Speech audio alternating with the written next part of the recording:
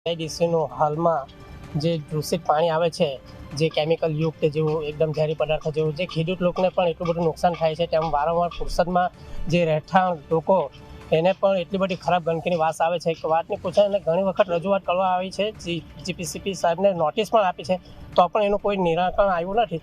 માટે અમે તાત્કાલિક અહીંયા પંચાયત યોજના ધોરણ ઊભા રહીને અહીં પર એકદમ જ્યાં ગટર લાઈન ચાલતી હતી ને ત્યાં આગળ અમે આખું જીએસપીની ગાડી ખાલી કરીને એને બ્લોક કરી છે. જીપીસીબીને વારંવાર રજૂઆત કરવા છતાં અધિકારીઓ આવતા હતા અને જે સેમ્પલ લઈ જતા હતા, પણ સેમ્પલો કોઈ રિપોર્ટ અમને કા પંચાયતને સોંપતા નહીં હતા.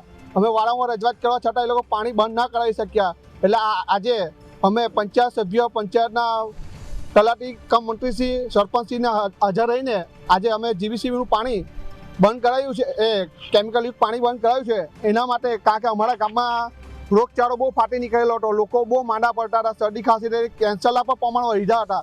એના માટે અમે આજે ઉગ્ર રજૂઆત કરીને આજે પાણી બંધ કરવામાં આવ્યું છે. ઘણા ટાઈમથી જે અમારા જે ખાડી જાય છે એમાં પીપોદરા જીઆઈડીસીનું કેમિકલ ઝેરી પાણી જે છોડવામાં આવે છે, એ પાણી વારંવાર જીપીસીબી ડિપાર્ટમેન્ટને જાણ કરવા છતાં અને પંચાયતે નોટિસ પણ આપેલી હતી, તે છતાં બી અધિકારીઓ અહીંયા આવતા હતા, સેમ્પલો લઈને જતા હતા, પણ કોઈ એનું નિરાકરણ નહીં આવ્યું.